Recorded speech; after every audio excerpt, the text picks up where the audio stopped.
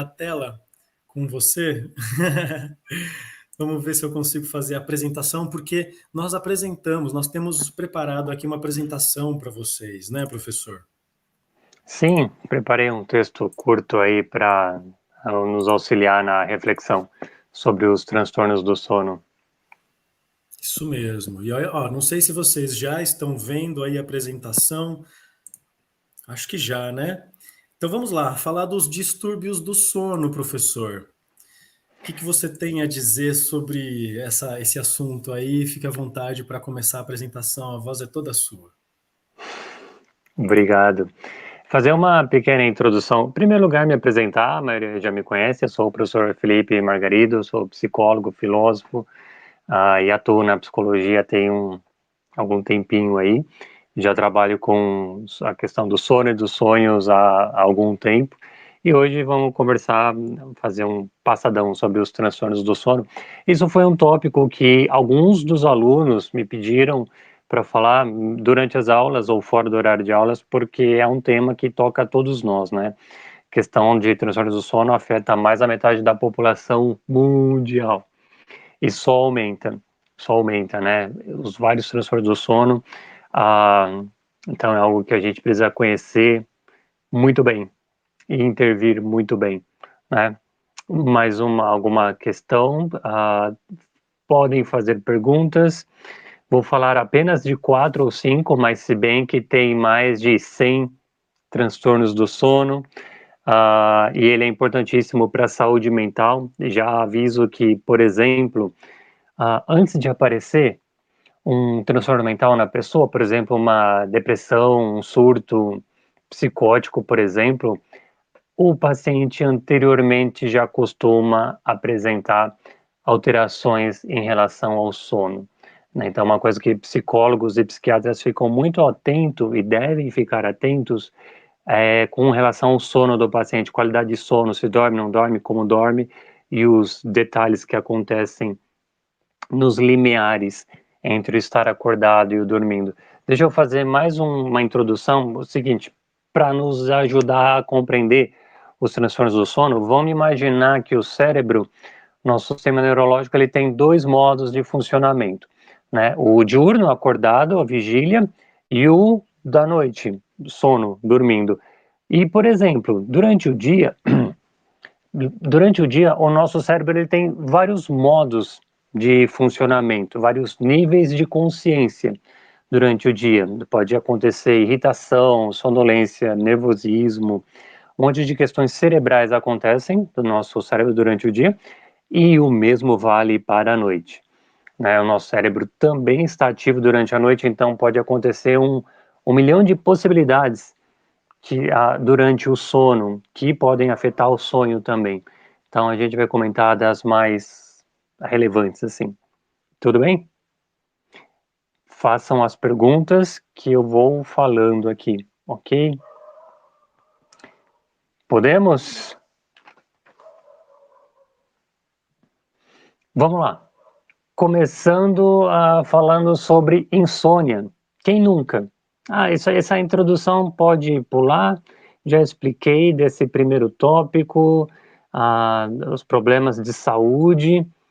Uma coisa que eu também pulei na introdução é que a qualidade de sono está totalmente relacionada com a questão da saúde da pessoa, né? A privação do sono ela pode causar vários males para a saúde e para a saúde mental, né?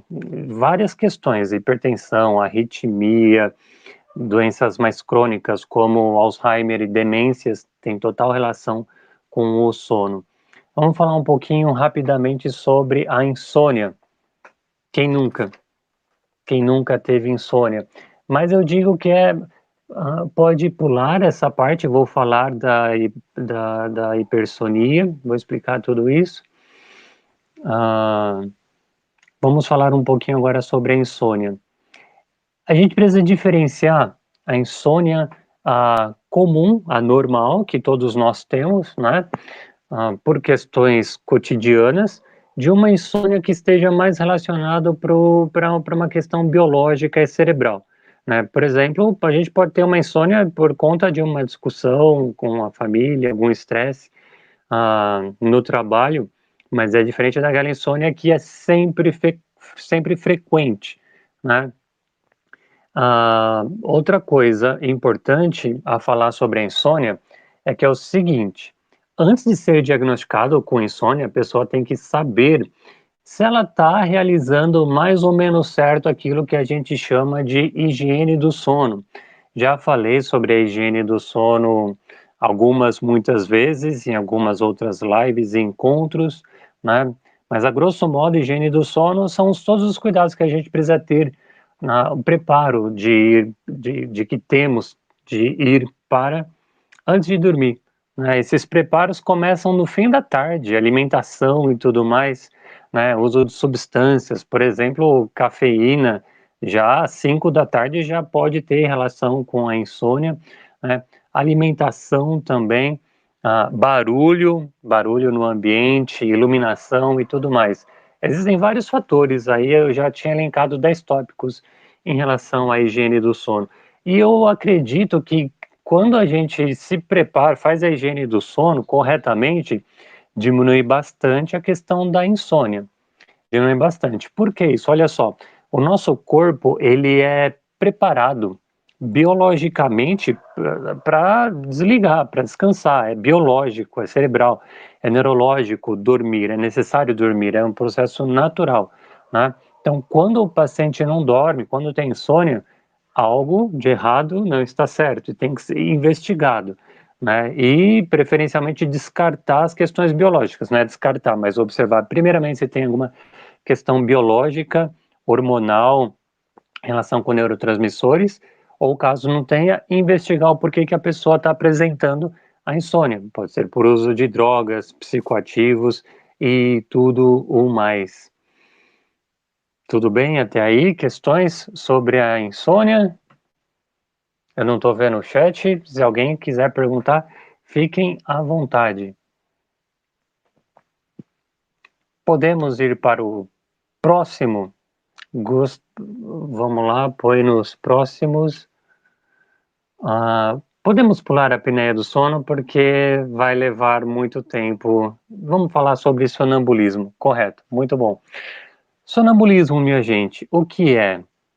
Vamos lá. Sonambulismo é quando a pessoa, durante o sono, em primeiro lugar, sonambulismo é uma parassonia. O que é uma parassonia? É uma alteração do sono que acontece fora do estado REM. Né? Existe o sono quando está no estado REM e a gente sonha. O REM é o movimento rápido dos olhos, né? Mas fora do estado do REM que acontece as parassonias, que a gente vai falar de exatamente narcolepsia, sonambulismo. Sonambulismo se caracteriza quando a pessoa durante o sono, e inclusive o sonho, ela levanta da cama e realiza atividades simples, né, como andar ou ir no banheiro, coisas mais simples. A literatura e o cinema exploram bastante a questão do sonambulismo, né? Existem casos na literatura que a pessoa acordou 30 quilômetros de distância. Tem casos mais famosos que um sujeito matou o sogro e uma outra pessoa, aconteceu nos Estados Unidos, algo assim, e que a pessoa foi absolvida porque foi diagnosticado como sonambulismo. Ou seja, para cada pessoa se manifesta com uma intensidade, né? Ah, mas na maioria das vezes são atividades simples que a pessoa realiza. E o que fazer? Né? Quem tem sonambulismo sabe que tem, a família fala com a pessoa, né? Geralmente monitora o quarto, tem que tomar portas fechadas, tomar cuidado com o ambiente físico do quarto. Existe uma lenda também falando que não pode acordar a pessoa, né? Na verdade, pode, muito delicadamente, né? Só não pode acordar de modo violento, né? Porque quando acorda a pessoa durante o estado de sonambulismo, ela fica muito confusa. Às vezes ela pode até desencadear uma crise de pânico, de ansiedade, de medo, né? Então tem que realizar isso com muita delicadeza, conduzir a pessoa de volta para o quarto, né? Que mais sobre o sonambulismo? Há muitos fatores cerebrais, biológicos envolvendo o sonambulismo, não é só questão psicológica, mas neurotransmissores e hormônios desregulados podem facilitar o sonambulismo. Tem explicações neurocientíficas, por exemplo, quando fala que, por exemplo, durante o sono, a nossa função motora ela deve estar diminuída, né? E acontece uma falha cerebral, né? Onde a função motora de movimento ela não fica inibida. Então, os episódios do sonho se manifestam no corpo da pessoa. Isso pode ter relação com o sonambulismo. Ah, também está relacionado com estresse, grande parte das parassonias estão relacionadas com estresse, transtorno de estresse pós-traumático, uso de medicação, uso de drogas e tudo mais. Todo paciente que apresenta o sonambulismo, ele tem que ser submetido a exames neurológicos, psiquiátricos, psicológicos, fazer exames de neuroimagem, a polissonografia, eletroencefalograma, e, se possível, né, em alguns casos mais graves, passar internado durante algumas noites em institutos que fazem essa monitorização do sono e onde o diagnóstico é dado mais corretamente. Tudo bem até Professor, aí? posso fazer uma Hum, pergunta? Eu já vou ver aqui o chat também, apesar de que muitas coisas a gente está respondendo, mas vamos tentar responder as perguntas das pessoas também. Quem tiver dúvida, coloca aí uma interrogação. É, mas a questão é, sempre tem alguém na família que tem um problema de distúrbio do sono? boa pergunta. Grande parte dos casos tem relação familiar, biológica e genética. Deixa eu lembrar, era uma média de 37% das pessoas que têm sonambulismo, o pai ou a mãe pode ter, e quando o pai e a mãe têm, esse número passa dos 50, se aproxima dos 60 e pouco. Então, tem fatores hereditários aí relacionados. Outra coisa. Os transtornos do sono, na minha compreensão, são parentes uns dos outros, né? Quando a gente estuda o sonambulismo, ele se parece com o terror noturno, se parece com a narcolepsia, mas tem critérios diagnósticos para separar todos eles. Mas são todos transtornos do sono e parasonia. Vê o chat, mais perguntas? Vamos, qual que é o paralisia do sono? Esse é um diagnóstico relativamente curioso e complexo, né? O que é a paralisia do sono? Eu sempre explico do seguinte modo: é uma dificuldade de comunicação entre a mente e o corpo, né? Por exemplo, o corpo ele ainda está dormindo, mas a pessoa abre os olhos, ela tenta se mover e não consegue, ela se sente paralisada. Isso é de uma grande agonia, de um grande sofrimento para o paciente, né? Algumas pessoas podem apresentar alucinações e ilusões durante a paralisia do sono, ver figuras assustadoras no quarto. Isso sempre existiu, viu? A paralisia do sono. E na Idade Média, isso era um grande problema, né? Os transtornos do sono, por exemplo, paralisia do sono, narcolepsia, sonambulismo, eram atribuídos às questões espirituais, né? Então, as pessoas na Idade Média e na Idade Antiga sofriam bastante com isso, né? Tinha um estigma em relação a isso. Hoje em dia, somos melhor aparados pelo conhecimento técnico, científico, psicológico, né? Não que a ciência resolveu o enigma do sono, ainda não. Por exemplo, a paralisia do sono não tem é um diagnóstico que a ciência e a psicologia ainda está em processo de descoberta. O que eu posso falar com segurança é isso, é uma dificuldade de comunicação entre o corpo e a mente. E a dica que se dá é, quando a pessoa se perceber num estado de paralisia do sono, fique quieto. Fique quieto, diga para si mesmo que é só um estado e que logo mais você recupera. Geralmente, alguns pacientes relatam que é de segundos a 1 minuto, mas que parecem uma eternidade, né? Tem uma outra questão também que afeta a paralisia do sono, que é o seguinte, o paciente, a pessoa, as pessoas, ou nós, na paralisia do sono, estamos num processo ambíguo, ambivalente entre o sonho, o estado do sonho e o estado desperto. Então, alguns resquícios que acontecem na vida onírica, no sonho, por exemplo, ver coisas, ou aquele universo onírico onde tudo pode acontecer, se manifesta num estado de quase desperto, quando o paciente está de olhos abertos, né? Então, isso, pensa só, é assustador para a gente ver as coisas que acontecem no mundo onírico no estado desperto. A pessoa quer acordar e não consegue. Isso gera um grande medo para o paciente, né? É um estado que o cérebro está muito ativo. Tudo bem até aí? Olha, eu acho que o pessoal está gostando bastante. Eu estou vendo aqui o pessoal falando, ó, professor, Fabi, sua aluna de psicologia segundo semestre. Quando deito, fico fazendo checklist de tudo que tenho para fazer no dia seguinte, e isso prejudica muito o meu pegar no sono. Como melhorar isso?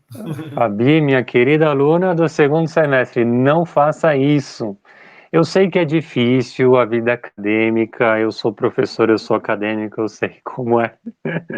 Mas a gente tem que ter um grande de um esforço de se preparar para ir para o descanso, para o sono, e deixar tudo para trás. Eu sei que é complicado, mas a dica que eu sempre dou é a meditação antes de dormir. Na meditação antes de dormir, quando você pratica ela corretamente, você consegue eliminar grande parte das problemáticas, porque senão você vai carregar para o sono, para o sonho, para o descanso, todas as problemáticas da sua vida desperta, e aí você não vai descansar, você vai estar mais estressado ainda. Então, Fabi, deixa as listinhas para se preocupar durante o dia, tá? A preocupação não vai ajudar em nada. Ademais, temos também, né, uma solução, né, porque aqui na rede integrativa a gente pensa em como trazer as soluções para vocês. Então, se vocês estão passando essa dificuldade, às vezes é só falta de um mentor, de uma imersão, como a natureza dos sonhos que o professor oferece aí. E quem é aluno tem desconto de 30% até o dia 29/9.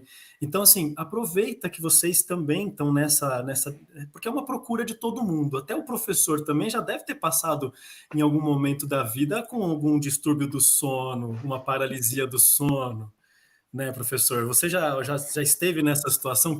Como que é para você que sabe disso, que entende isso, e você consegue controlar? Fala para gente. Ah, Curiosamente, eu sempre tive um ótimo padrão de sono. Nunca tive essa paralisia, narcolepsia, não tive, né? A minha questão é outra, né? Eu durmo demais e sonho demais, né? Dormir em excesso, né? Que é uma hipersonia. Meus colegas sabem disso, que às vezes eu durmo em sala de aula. É estranho o professor falar isso, né? Que dorme na sala. Mas acontece. Já dormi dirigindo também, mas são pequenos episódios curtos, assim. Teve um episódio que eu estava no Farol, em São Mateus, e um vendedor me acordou batendo no meu ombro, assim. Eu acordei desesperado, pensando que eu tinha atropelado um monte de gente, né? Mas não é o fato de eu saber sobre os transtornos do sono que me torna imune, né? Todo, que nem eu falei, os transtornos do sono acomete grande parte da população e todo mundo apresenta em menor ou maior grau, a depender da circunstância que passa na vida, mas grande parte delas tem tratamento, sim.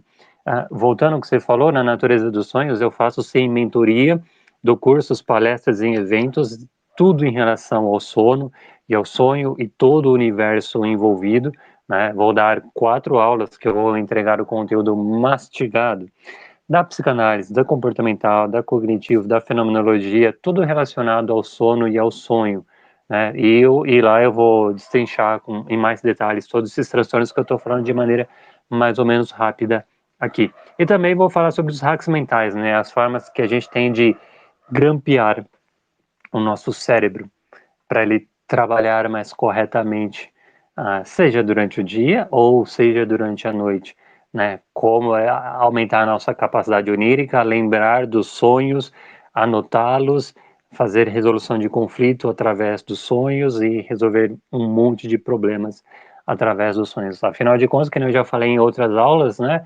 Uh, um terço da nossa vida a gente passa dormindo, então que esta parte dormindo seja algo muito bem realizado, muito bem feito, com dedicação, com afinco, né?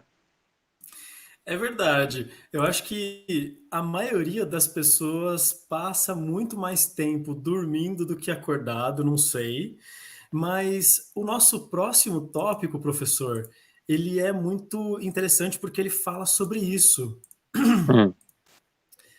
que é a narcolepsia. Ah, sim, narcolepsia. Vamos lá. Por exemplo, eu estava falando para vocês sobre a minha situação de dormir com facilidade no ônibus, no trem, na viagem, dirigindo. Isso que eu tenho é uma hipersonia, né? Eu caio no sono com muita facilidade. Agora, se a gente aumentasse isso exponencialmente, a gente chega na narcolepsia. O que é isso? É um distúrbio neurológico, químico, já hoje em dia já é identificado qual é a substância, a hipocretina, que é um neurotransmissor que fica alterado, né, durante o episódio.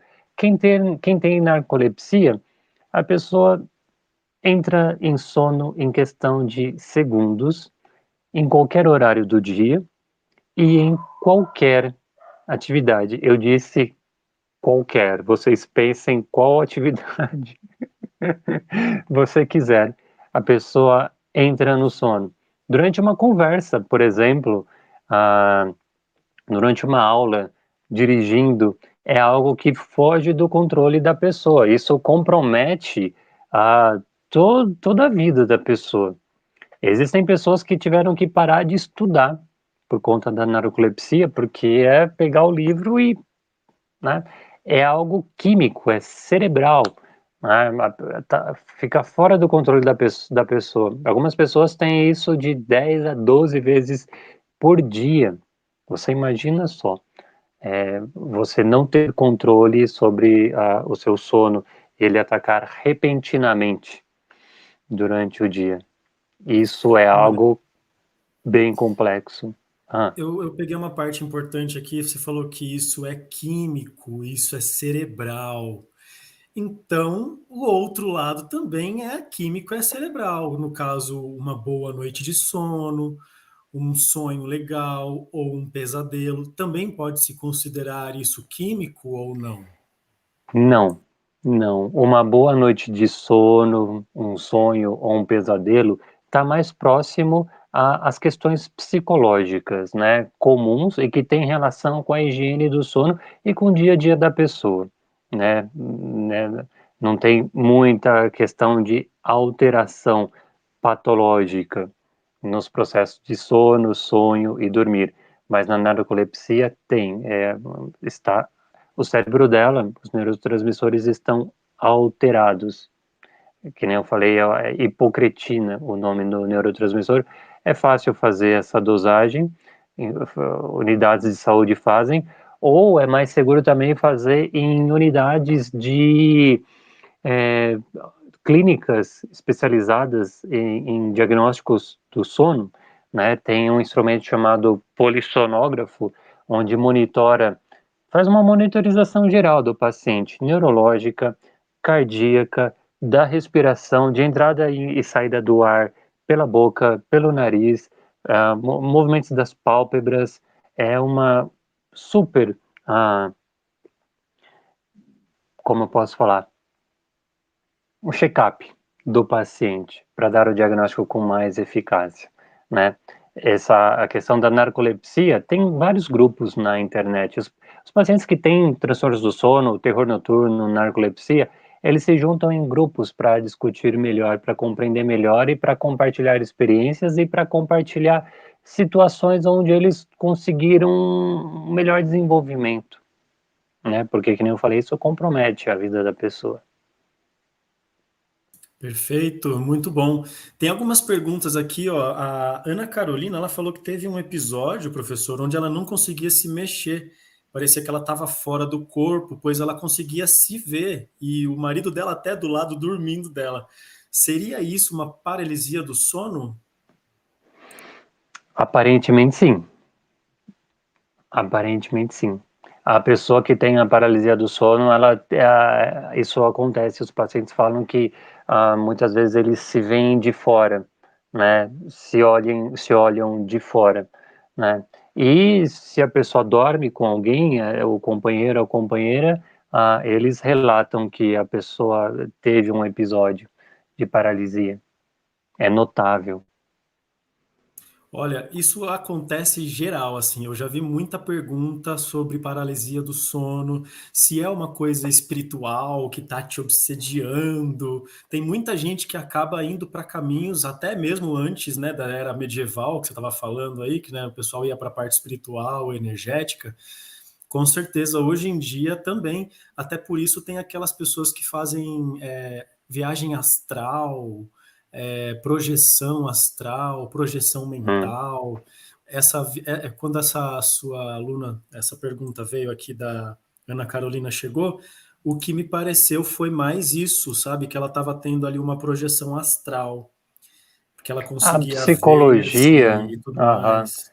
A psicologia, a saúde mental, a psiquiatria, elas não interferem muito diretamente quando o paciente relata que é uma questão espiritual, que é uma viagem astral, é um discernimento, é algo relacionado ao paciente, né? Na área da saúde a gente tem muita cautela com relação a esses tópicos, porque senão a gente acaba caindo na questão da questão medieval, de que é algo espiritual, ou um paciente meu falou que era o incubus e o sucubus, né, que são as entidades do sono, do sonho, que dão pesadelos.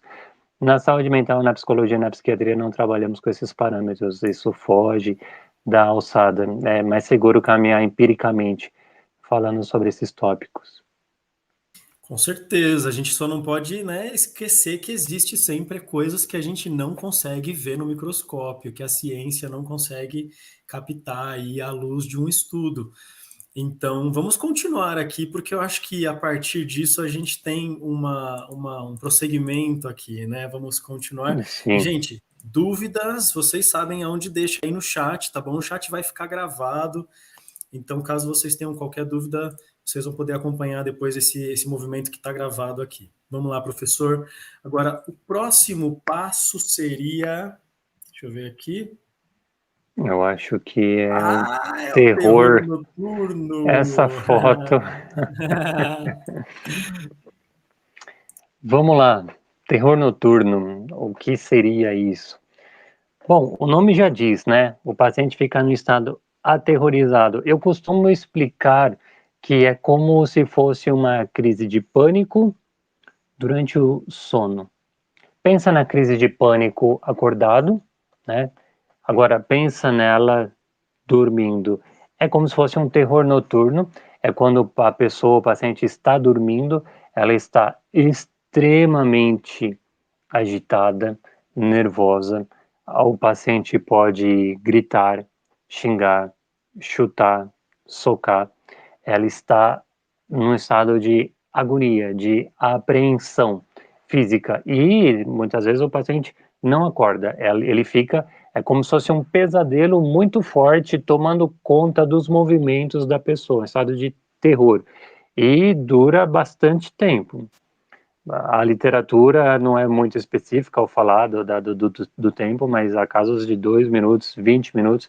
Eu, eu lembro que eu tive um professor que ele tinha uma filha e a filha tinha terror noturno. E quando ela tinha o terror noturno, ele pegava o celular para filmar, né? Filmava a filha para mostrar para a gente ficava indignado assim. É, psicólogos às vezes exageram um pouquinho. Tem bastante vídeos na internet mostrando o estado de terror noturno.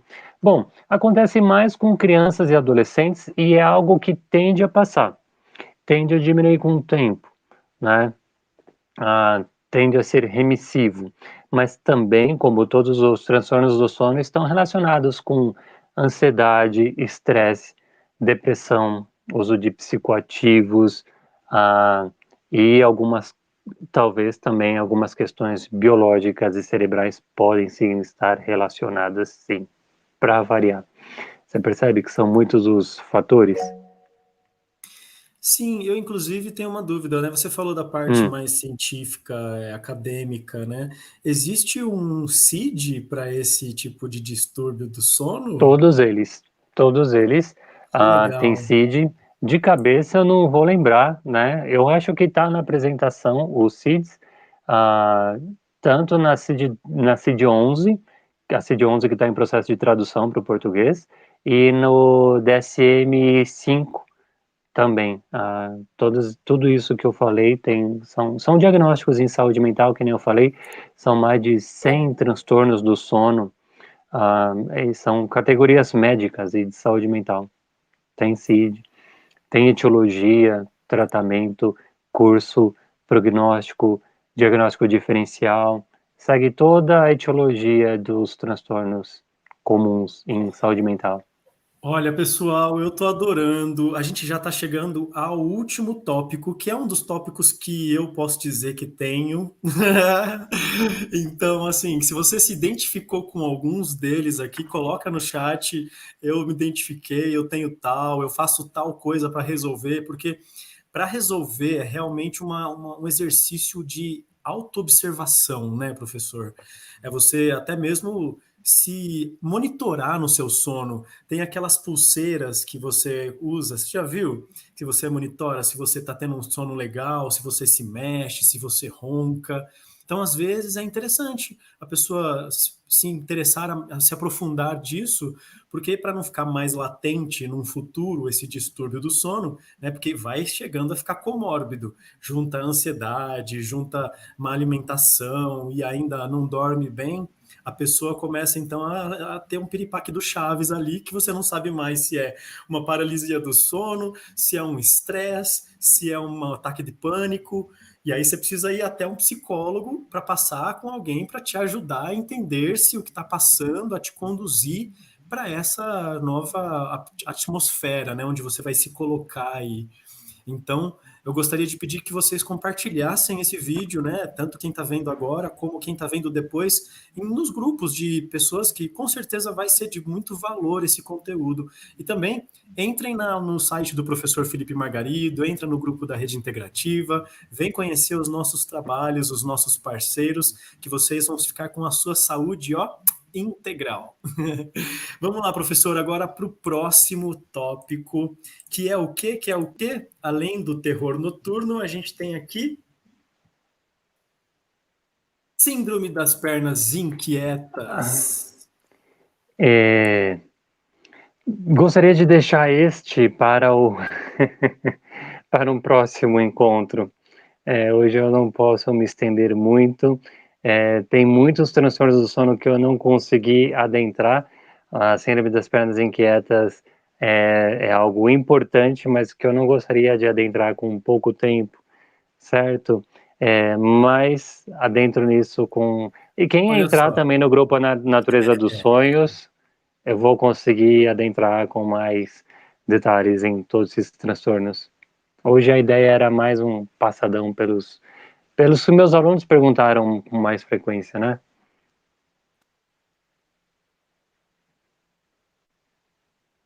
Seu microfone está no mudo.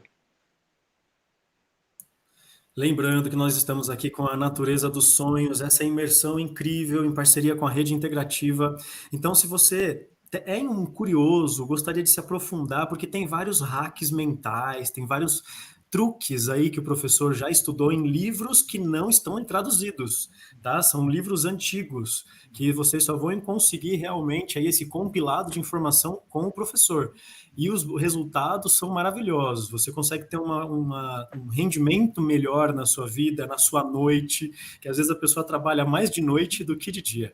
Agora, outra coisa muito legal é falar sobre o grupo, né? Nós temos um grupo lá no WhatsApp e vocês que estão lá vão receber esse material aqui que a gente compartilhou para vocês revisarem depois. E também vai estar lá no site do professor Felipe Margarido. Todos os conteúdos dele estão para vocês acessar. Tem artigos, tem as apresentações das aulas que ele está dando. Assim, tá top demais o conteúdo dele aqui na internet, no site dele, felipemargarido.com.br. Obrigado, professor, pela... Vamos ver se tem uma pergunta? Você pode ser? Se tem Sim, alguma sim, pergunta para a gente dá uma analisar olhada, ver se tem. o que o pessoal tá falando aqui? Ó, lá do começo, tal, muito top. Pessoal agradecendo bastante aí, hein? Na minha terra o pessoal chama de pesadelo. Pois é, o pesadelo e também esse terror noturno, ele tem uma relação, né, professor? Sim, sim, o terror noturno se dá dentro de um pesadelo. A questão do terror noturno é que ela envolve bastante a questão da corporeidade, da física, o paciente fica corporalmente agitado. E no pesadelo, não necessariamente. Lembrando que são espectros de possibilidades. No pesadelo tem alterações físicas, mas em menor intensidade. No terror noturno é com maior intensidade. Uhum. Muito bem. Agora temos uma outra pergunta aqui, ó. Bebê de 0 a 6 meses que começa a chorar inconsolavelmente, com lágrimas, choro bem alto. Porém, tá dormindo e não acorda. A gente pode Hum. considerar isso como um terror noturno? Uma boa pergunta. Ah, eu não conheço, não vi sobre terror noturno em bebês, né? Não, eu acho que não me parece seguro diagnosticar bebês com terror noturno com 6 meses. Não, não é bem por aí. Tem um monte de fatores biológicos a serem investigados no bebê antes de dar um diagnóstico de terror noturno. É bem delicado essa parte do bebê. Adorei a pergunta. Obrigado mesmo Sim. aí, Ana Carolina. Ó, nota 10 para você aí no exercício de hoje. E vamos lá para o grupo do WhatsApp. Está aqui na descrição do vídeo o grupo do WhatsApp e algumas informações a mais aí para vocês, como o contato do professor. Eu vou deixar também o link de acesso para falar com o professor para pegar o voucher de desconto para alunos, tá certo? Então você mandar, ó, professor, eu sou aluno de tal instituição, da turma tal, ele vai conferir lá na lista de chamada. Tá certo? Obrigado, então, professor. Dá mais um tchauzinho aí para o povo que a gente já finaliza. Bom, agradeço a companhia de todos, as perguntas, as interações. Estou totalmente disponível para discutir as questões relacionadas à psicologia, à saúde mental, análise do sono e do sonho, transtornos do sono é a área uma das áreas que eu mais gosto de explanar. Eu penso que está aí o segredo para a descoberta do nosso mundo mental e do nosso inconsciente. Se a pessoa analisar direitinho os seus sonhos, ela resolve grande parte da sua problemática da vida desperta, se não todas. É isso aí, minha gente. Um grande abraço e até mais. Beijo, gente. Esse foi a Natureza dos Sonhos, esse podcast que a gente está fazendo lá no Telegram, agora também no WhatsApp. E se vocês quiserem saber, é só entrar no site do professor. Beijo, tchau. Até mais.